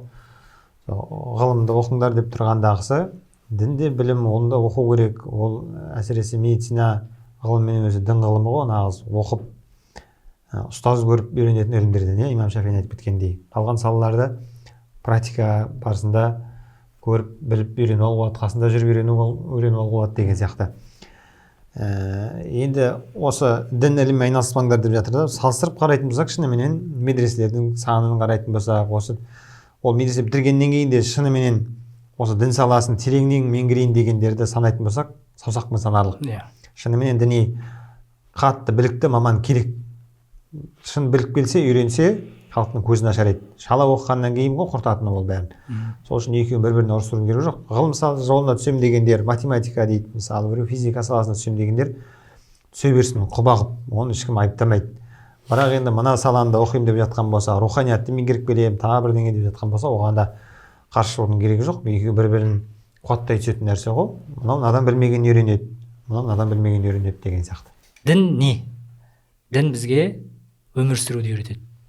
Қалай болса солай өмір сүруді ма? Жоқ, дұрыс өмір сүруді да. Дұрыс өмір сүру деген қалай? Бір ауыз сөзбен айтқанда, біреудің ақысын жеме, өзіңнің ақыңды жегізбе. Біздің қоғамда сондай адамдар бар, біреудің ақысын жегісі келеді. Екінші жағынан ғылым бізде, мысалы қарасаң, математикаң болсын, физикаң болсын, біз тағы да орта ғасырға қайтамыз да, мүйізі қарағайдай ғалымдардың бәрі мұсылмандардан шыққан ғой. Енді екінші бір шешімі, ойда жүрген ғой, айтшы берейін. Бізде қазіргі таңда мысалы технология жағынан мықты дамып кеткен батыс елдері ғой. Енді дін мен ғылым бір-біріне қайшы келетін болса да, бізде қараңыз, мықты ғалымдар бар. Математик, биолог, медицина болсын, қай салада болсын, ең соңында барып нені қабылдап кетеді? Дінді қабылдап кетеді. Көп ондай мысалдар. Егер де біз дін мен ғылым бір-біріне қайшы деп алатын болсақ, ол ғылымның шетіне жеткен адам, сондай бір дәрежеге жеткен адам дінді неге қабылдап жатыр? Демек екеуі бір-біріне қайшы емес та, керісінше бір-бірін естейді, бір-бірін толықтырады. Ондай мысалы өте көп қой, жаңағы нелердің қабылдағаны туралы исламда осындай жазып кеткен екен. Бір қызық сұрақ қояйын осы жерде. 12-ден 300 айтса неше болады? 12-ден 300 айтса. Ауыр сұрақ қойдыңыз. 12-ден 3 азайтса ма? Логический сұрақ па екен? 9 дедік. Осындай бір өлең бар да, Мұхтар Шахановтың. Енді әрине 9 болмайтын тұстар ғой сіздер, логикалық түрде. Енді есі тұрса адам 12-ден шалған неше болады деп сұрамайды ғой. Кезінде дейді да, бір хан болған екен дейді. Елін одан әрі дамытуды, өрлеуді қалап, әбден жаңағыдай өмірлік тәжірибесі мол, жасы келген, 60-ға, 70-те, 80-де еңсеріп қалған шалдардан, ақсақалдардан билік басына отырғызып, біреуіне қолбасшылықты, біреуіне қаржыны, біреуіне тағы бір нәрсені, біреуіне шекараны деген сияқты берген ғой енді. Сөйтіп жаңағы бүкіл биліктің барлық, шенеуніктің барлығын үлкен кісілерден қойған екен да, қарттардан. Сөйтіп мінекей елімді осылай дамытам, бұл кісілердің тәжірибесі көп деп. Сөйтіп ана хан асып тасыған соншалық көрші бір елді жаулап алуды көздейді бірнеше жыл өткен. Сөйтіп соғыс ашады, нәтижесінде жеңіледі ғой. Қысқаша айтайын. Сөйтіп тұтқынға түседі. Бүкіл уәзірлерінің бәрі шаштары ағарып кеткен, сақалдары ағарып кеткен үлкен қарттар ғой енді. Көзінің жасы көл болып жылап жатыр дейді да енді. Сосын жаңа елдің ханнан, ана әлгі ханнан сұрайды. Мен саған бір сұрақ қоямын, жауап берсең босатамын дейді ғой. сұрағым 12-ден 3 айтқанда неше болады дейді. Анау жерде 7 қоян тапқанда қуанады. Әрине 9 болады. Енді өлімнен құтылайын деп тұр ғой жауабын айтса. Сөйтсе ана хан айтады да, жоқ сен қателестің. Деген уақытта тұтқынға түскен әскердің ішінде бір жас жігіт бар екен. Сол қолын көтеріп, мен мәнісін айтайын дейді ғой. 12-ден 3 азайтуға болмайды дейді ғой. 12-ден 3 азайту бұл табиғатқа қарсылық деп айтады. Сосын ана хан айтады, өте дұрыс таптың. Оны қалай білдің деген уақытта 12 дегеніңіз жылдың 12 айы ғой дейді. 3 дегеніңіз көктем айы ғой дейді. Егер 12 жылдан көктем айын алып тастасақ, онда әлемде үлкен хаос болар еді. Сенің егін егетін уақытың көктем, шыбық егетін уақытың көктем, дән егетін уақытың көктем. Сол көктемде қалай қызмет етесің, кейін соның жемісін жейсің. Сонда бұл бағанағы ситуация ғой. Егер сен еліңнен жастарды алып тастасаң, онда сенің елің түбі құрдымға кетеді. Сен көктеміңді алып тастағансың деп тұр ғой. Немесе адамның білім алатын уақытын, адам өміріндегі білім алатын кезеңде де көктем деп алсақ болады ғой. Өткен сен көктемде не істейсің? Егін егесің. Қашанға дайындаласың? Күзге дайындаласың. Адам да сондай да жас кезінде үйреніп қалсаң білім алады. Ол білімді не істейсің? Ертең 40-тан 45-тен асқаннан кейін қара сөз жазып отыруға пайдаланасың. Ал қазір білім алмасаң, ертең нең жазасың қара сөзді? Шәкәрім өзі айтты ма? Сөз жазасың, бірақ қара сөз жаза алмайсың. Жасымда жетіп білдім түрік тілін, сол тілге аударылған барлық білім деп. Сонда бүкіл білімді игеру үшін түрік тіліне аударылған ғой кезінде. Осман империясы ғой ол кезде. Сонда негізгі асыл қайнарларды оқу үшін, түпнұсқадан оқу үшін, жаңағыдай үйрену үшін түрік тілін меңгерген болып тұр ғой. Сосын жаңа жастыққа байланысты айтады ғой шәкәрім. 3 түрлі өмір бар, бәрі де рас.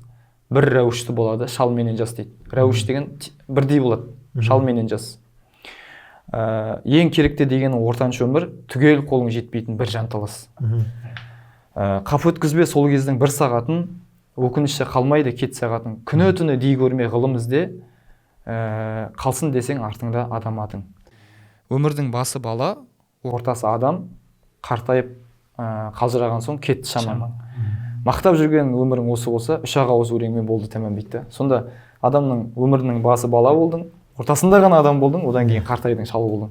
Сонда сенің толыққанда ертеңгі өміріңе негізгі жауап беретін кезең бұл жастық шақ болып тұр ғой.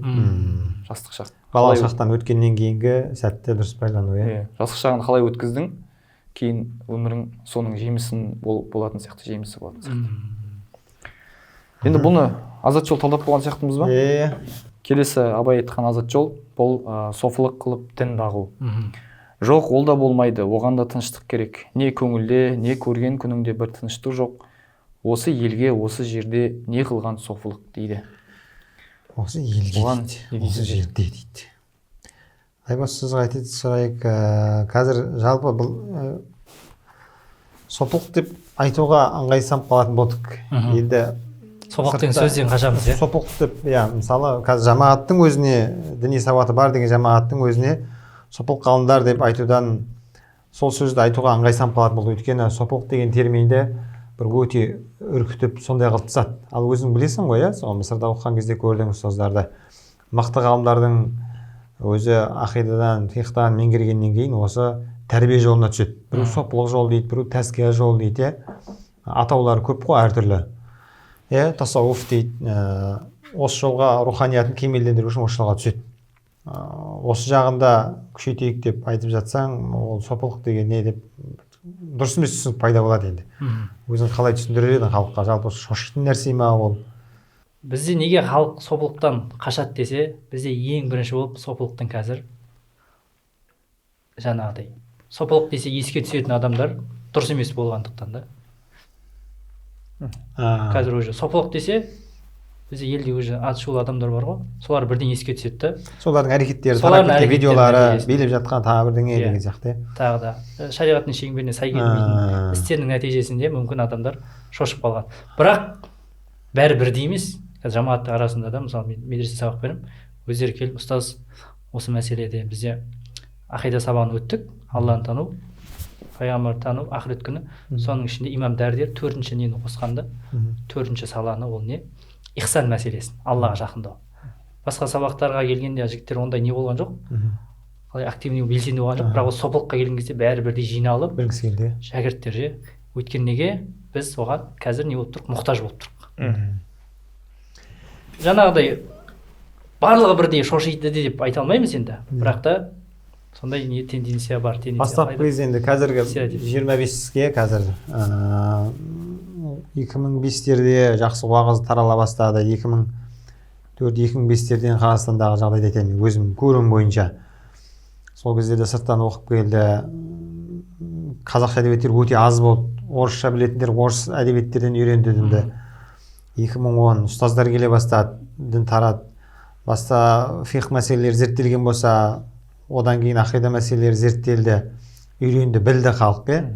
Енді қазір керек болып тұрған осы діндегі 3 білім деп қарайтын болсақ, 3-ке бөліп қарайтын болсақ, қазіргі мұқтаждық баса бізге керек болып тұрған ілімді де барлығын жинадық. Енді көркем мінез бізге ихсан керек болып тұр. Пайғамбарымыздың ғада Жибрил алейхиссалам келген кезде, дінді үйреткен кезде осы 3 нәрсені айтып кетті ғой. Біріншісі иман мәселесін көтерді, сенім мәселесін көтерді. Екінші ислам дегеніміз не деді? Бұл жағы шариғатымыз ұстанатын негізгі заң деп қарайтын болсақ болады. Үшінші мәселе бұл ихсан дегеніміз не деп арнайы сұрақ қойды. Бұл ілімді тастап кетуге болмайды. Бұл үшеуі бір-бірінсіз болмайтын нәрсе. Ал осы екі ілімді меңгергеннен кейін қазіргі қоғамға мен өзім байқағаным бойынша осы ихсан ілімі қатты керек болып тұр. Бір-бірімізбенен хадиспенен, аятпен атысуда, мәселе жарыстыруда, намаз мәселесінде бүйткен кезде қалай болады, бүйткен кезде қалай болады. Тіпті бір мазхабта болып тұрған жамағаттардың арасында мен мына мәселеде көбірек білемін деген сияқты бір-біріменен бүйтіп кетсе бұзылады, бүйтіп кетсе бұзылмайды деп тартыстар болып жатыр. Ал рухани жағынан шөлдеп жатырмыз. Осы рухани жағын бізге үйрететін осы сопылық ілімі, тасауф деп айт. Қалай атасаң да өзіңе ыңғайлы аттың біреуін алып атай бере, тәзкия де, ғалымдардан неше түрлі ат беріп кеткен ғой. Осы руханият жағы болмайынша біздер діни кемелдікке жете алмаймыз. Осы тұсын Абай атамыз айтып кетіп отыр ғой, осы жерде қозғап кетіп отыр сопылық бағытын. Біздің қазақ даламызда енді әдемі сөз еді бұл. Жалпы адамды тәрбиелейтін ілім ол айтқан кезде. Алған ілімің сені тәкаппарлыққа жетелемеу керек. Сендегі дүниеге деген махаббат болатын болса, көзіңді ашқаннан бастап дүние үшін біреуді алдың кесесін, жолын орайсың. Ол кезде дүние арқылы сені тәрбиелейді. Сараңдық болатын болса, ол жағын тәрбиелейді. Кімде кемшін тұсы бар, сол жағыңды тәрбиелейтін ілім ғой бұл. Көреалмаушылық бар ма сенде? Ұстаз сенің ол жағыңды жояды. Сол жағынан кемелден түсу керек біз. Осы тәзкия, тасауф мәселесінде жазылған кітаптардың бірінде айтпаймын иә, жаңа Рисалатул Мустаршидінде қателеспесем, өз адамдардың табиғаты екі түрлі болады дейді. Тумасынан өзі бір көркем мінезбенен, ешкіммен несі жоқ, өсек айтпайды, қызығушылық жоқ, көркем мінезбен туған адамдар болады. Осы жерде мысалдар отыр. Иә, осы жерде бар Бекжан бауырымыз, Аллаға. Жалпы солай туылады көркем мінезбенен, иә? Алла барымызға нәсіп етсін. Иә, оларға айтады, бұларға тәрбиелеуші керек жоқ дейді. Жері қозғаламаса қозғалмайды. Тәрбиелеуші керек жоқ, ол фытыратында ондай емес. Ал енді кейбір адамдар болады, оларға тәрбиеші керек болады. Мысалы, менде сараңдық басым ба, өзім білмеуім мүмкін, бірақ жаңағы ұстазға сол жаңағы салада белгілі бір жетістікке жеткен ұстазға мен барам да, осы мәселем бар менде. Немесе ол кісі мені көре алады, осындай дертім бар екен. Сараң болатын болса, маған бергізіп үйретеді. Иә, мен ақшаны шаша беретін болсам, басқа жағын үйретеді деген сияқты, осырап қылатын болсам, көре алмайтын болсам, оны үйретеді деген сияқты. Мысалы, тәкаппар адамдарды былай үйреткен тәсіл болған екен. Базарға адам көпшілік жерге жіберіп, қайыр сұратып қояды екен. Барып ше, сол кезде ана ішіндегі тәкаппарлығын жеңіп, бір дестен болмайды ғой, жай-жай тәрбиеленеді. Сол тәрбиеленуде бұл сосын тәжірибемен келеді бұл нәрсе. Соған байланысты әр жердің өзінің мектептері болған. Біздің Орта Азияда танымал мектеп білесің, Нақшбанди тариқасы деп айтады. Тариқа деген жол ғой енді, Нақшбанди тариқасы дейді. Мақта мысалы Шам өлкелерінде нелерде Шазили тариқасы деп жатады. Сондай мектептер бұлар. Қатып қалған мектеп деген жоқ. Бір мектеп осындай тәрбиелеуде жақсы нәтиже көрсетті ма, сол бағытта алып осымен тәрбиелеуге тырысады мысалы. Осылай рухани кемелдікке жететін болсақ, кемел мұсылман болатын болсақ, бізде бір-бірімізбен проблема болмас еді. Қазір білімді алуын алып алдық, бірақ негізі жоқ қой.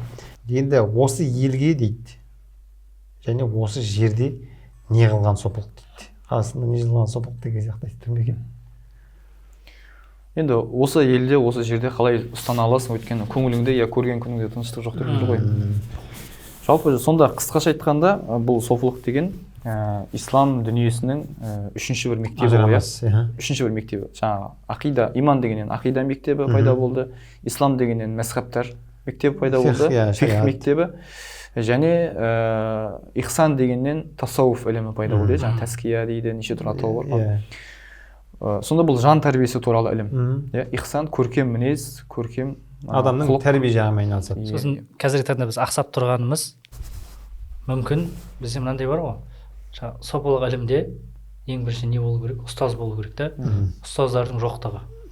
Өйткені адам тарихат деген жол ғой. Аты айтып тұрғандай, сен тарихат иесі болу үшін бір тарихаттан бір өзіңнен кейінгілерге жол көрсету үшін сен сол жолмен өзің жүріп өту керексің.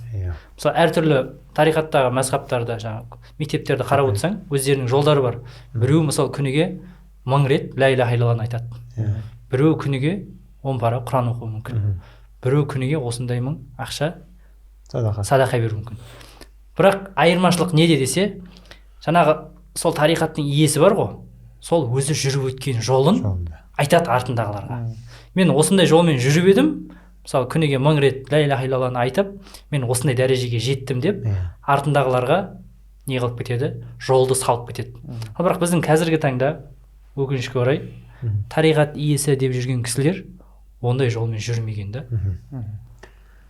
Мүмкін сол да бізде қазір адамдарды сопылық деген ұғымнан қашырып жатқан нәрсе сол да себеп болуы мүмкін да. Сопылық іліміне айналысу үшін де алғашқы екеуі болу керек. Бұл үшінші кезең деп айтсақ болады. Бірінші сенімін дұрыстау керек адам.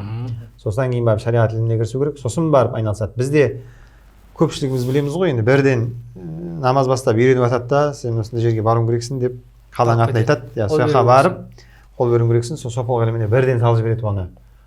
Ол жаңа дәретті білмейді, 40 парызын білмейді, Аллаға деген сенімін әлі дұрыстап алған жоқ, бірақ бірден сол жолға топ етіп түскеннен кейін оны не істеп жүргенін білмей қалуы мүмкін.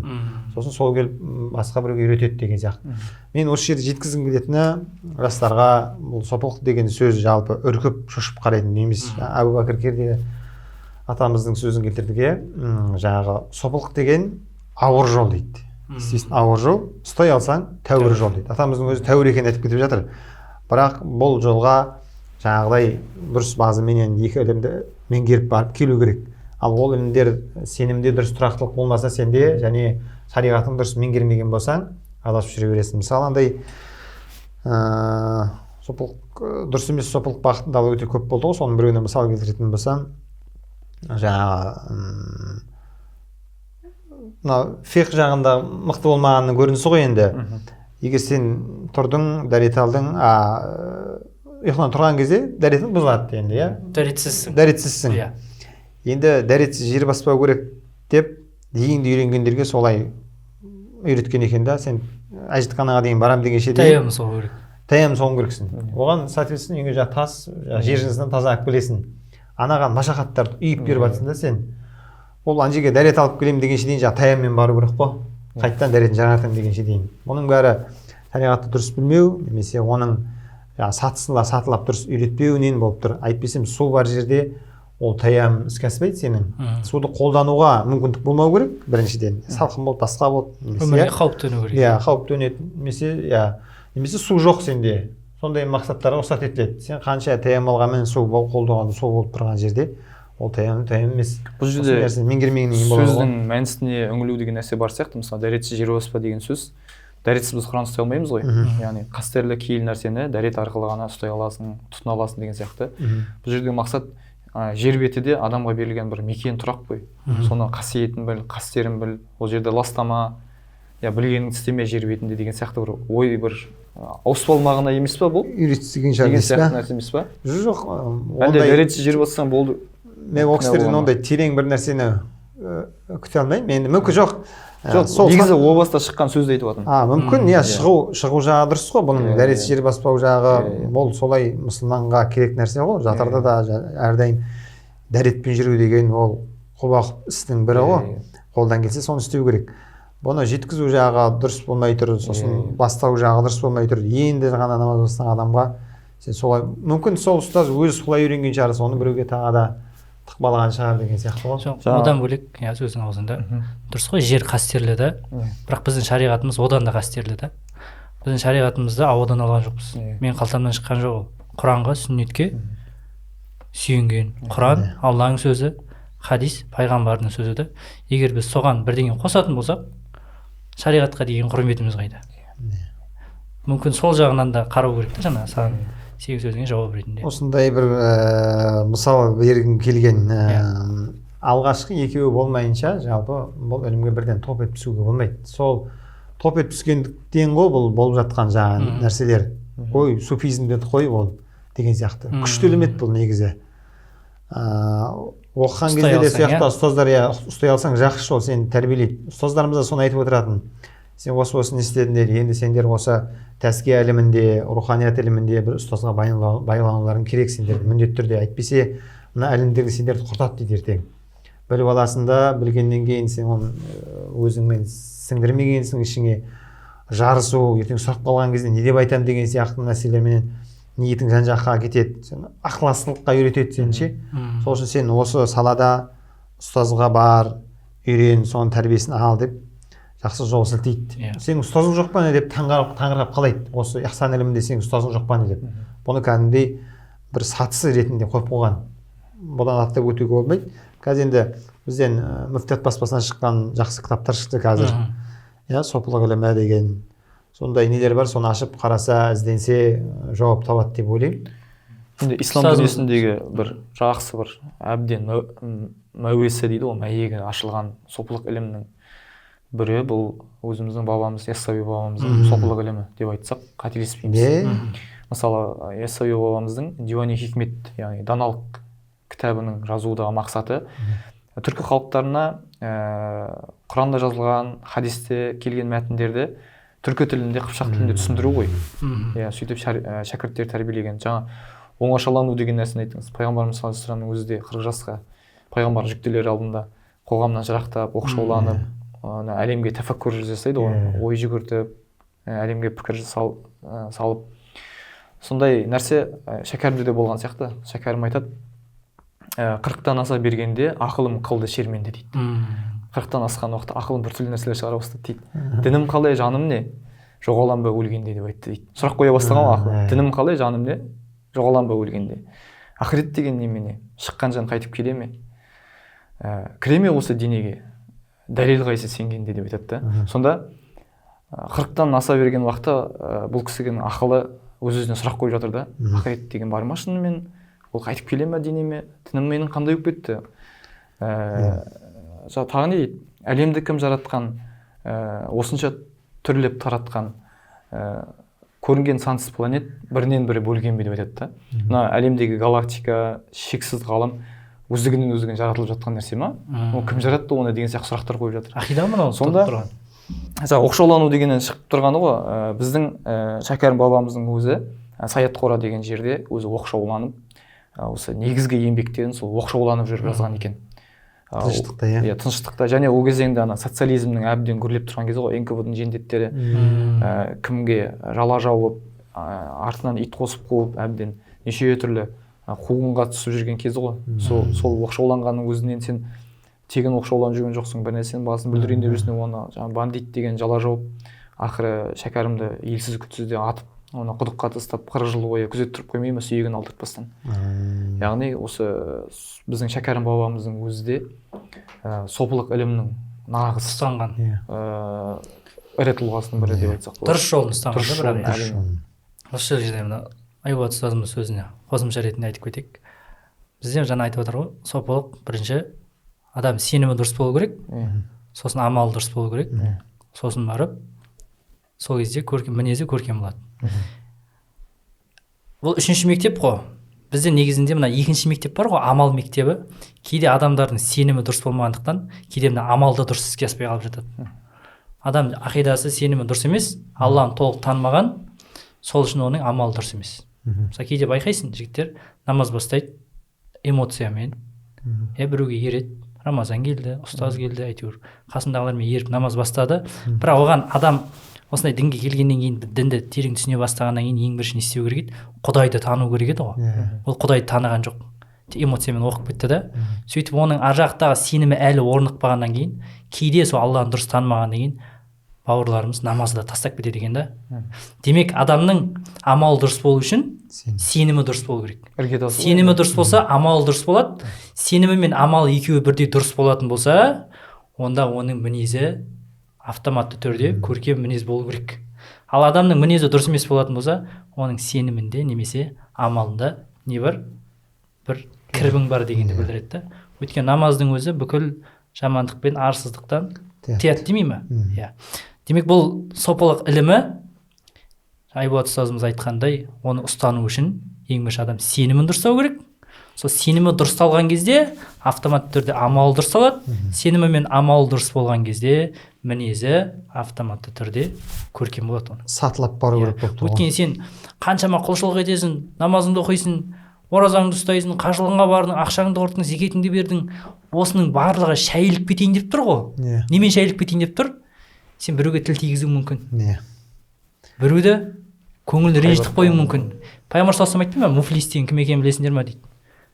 Сонда сахабалар ол кім деген кезде, осы дүниеде кәдімгі банкротқа ұшыраған адамды айтқан кезде жоқ дейді. Тілдік мағынасы банкрот. Банкрот болған. Сахабалар айтады, банкрот болған адам дейді да, муфлис.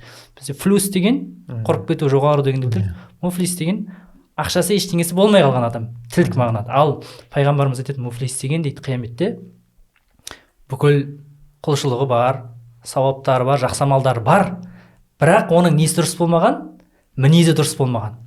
Біреудің артынан сөз айтқан, біреуді ренжіткен, біреудің ақысына кірген, біреуге көре алмаушылық қылған. Соның нәтижесінде не істеді? Амалдарының, сауаптарының барлығы анаққа кетіп қалады. Сен аға бересің амалдарыңның, сауаптарын. Егер де беретін сауабың болмаса, ананың несін аласың? Күнәсін аласың. Демек пайғамбарымыздың осы сөзінің өзі адамға сопылық ілімінің керектігін соған не болады? Иә, дәлел болады. Ана екі әйелдің, екі қыздың әңгімесі бет, ораза ұстайтын. Күні түні ораза ұстаған, ораза жақсы, еш нәрсе татып атқан жоқ. Бірақ тілдері ғайбаттан босамады, ақыр соңында оразасына пайда болмады оларға. Жаңа шәкәрім, денең жан нұрлы болса жөнделмек деген сияқты болып тұр. Егер жаның нұрлы болса, денең жөнделеді. Иә, ішкі руханият дұрыс болатын болса, денеңді түзеледі деп қысқаша қайырайық. Абай айтқан келесі азат жол балаларды бағу. Жоқ, баға алмаймын. Бағар едім, қалайша бағудың мәнісін де білмеймін. Не болсын деп бағам, қай елге қосайын, қай харекетке қосайын. Балаларының өзіне ілгері өмірінің, білімінің пайдасын тыныштықпен көрерлік орын тапқаным жоқ. Қайда бар, не қылдерімді біле алмай отырмын. Не бол деп бағам, оны да ермек қыла алмадым. Тәрбиесін қозғап тұр, иә? Бала бағу деген өзінің балаларын бекен, әлі жағы бала тәрбиесін сабақ беру мекен. Бұл жерде әрбір ойды абай жалпылама айтқан сияқты. Мысалы, дін бағуды да, ғылым бағуды да. Бала бағу дейді, қалайша бағудың мәнісін жүрмей. Бағана өлең осыған келеді ғой, жаңа бай бол деп бақпадым, шен астын деп бақпадым деген. Иә. Менде осы жерде бір жақсы бір ой келіп тұр да. Абай жаңа бес бағудан бас тартты ғой. Бір қараған адамға соның барлығынан жеке-жеке бас тартып атқан сияқты да. Бірақ меніңше, менің түйгенім бойынша негізінде бұлар бір-біріне өте тығыз байланысты сияқты. Адамның негізгі инвестициясы, негізгі мына өмірдегі миссиясы бала тәрбиелеу ғой. Сен бала тәрбиелеу үшін өзіңде қандай болу керексің? Көркем мінезді болу керексің. Сен балаңды қалай тәрбиелейсің? Өзіңнің артыңнан ертең дұрыс емес ұрпақ қалдырып кетсең, атаңнан ағылет деген сөз естисің да. Сол үшін мүмкін абай осы бесеуін бір-біріне ұштастырып, байланыстырып айтып кетті ма деген ой түйдім да мен. Иә, әдемі бір астарлы не болып тұрған, сатылап айтты деп бір-біріне байланысы бар сияқты. Өйткені бір-біріне ретімен келіп тұрғаныңда бір сол жерде бір несі бар сияқты, хикметі бар сияқты. Соңында осы бала тәрбиесімен деп. Не болсын деп бағам дейді, жаңа балаға қай бақты таңдап берейін деген сияқты, қай мамандық, одан кейін қай елге қосайын дейді, қай салаға қосайын деген шығар, қай харекетке қосайын, мынаған салайын ба деген сияқты. Өйткені барлығын әкеліп балаға не істеп жатыр да, ұрпаққа тіреп жатыр. Өйткені сен артыңда ұрпақ қалдырып кету үшін. Енді ең соңың бар сөзінің ақыры ойландым да, не дейді, артыма жазып кетейін деп жатыр ғой. Неге? Артында оның кім қалады ертең? Тағы айналып келеді, ұрпағы қалады да. Демек абай басты функцияны, басты фокусты ұрпаққа қойып отқан сияқты да. Сондай бір астар, сондай бір мән бар сияқты да.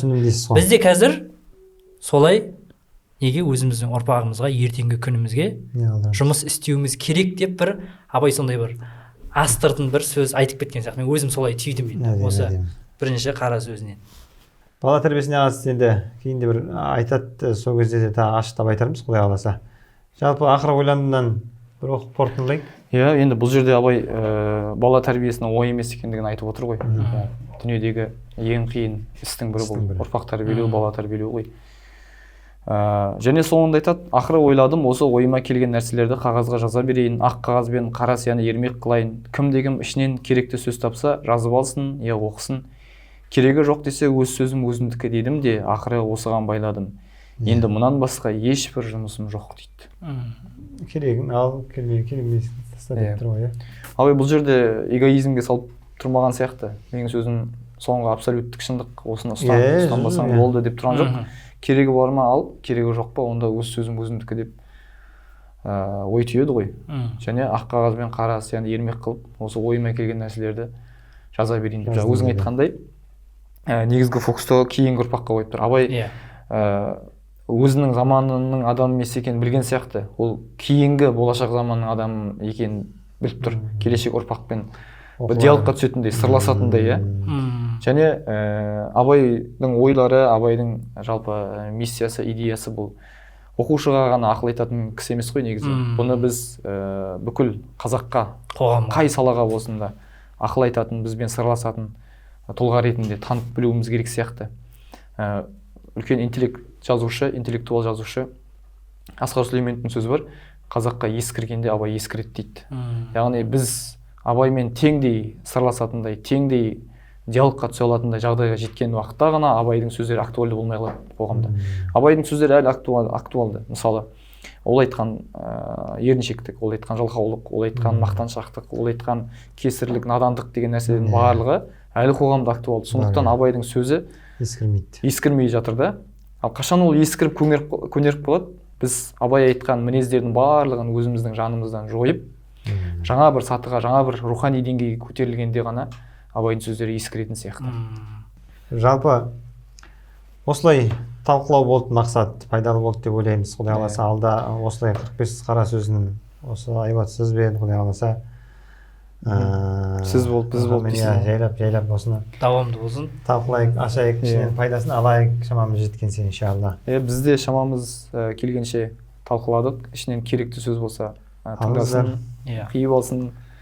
Керегі жоқ десе өз сөзіміз өзімізге абай айтпақшы. Бірақ ең маңызды нәрсе, құрметті көрермендер, талдау барысында абайдың сөзін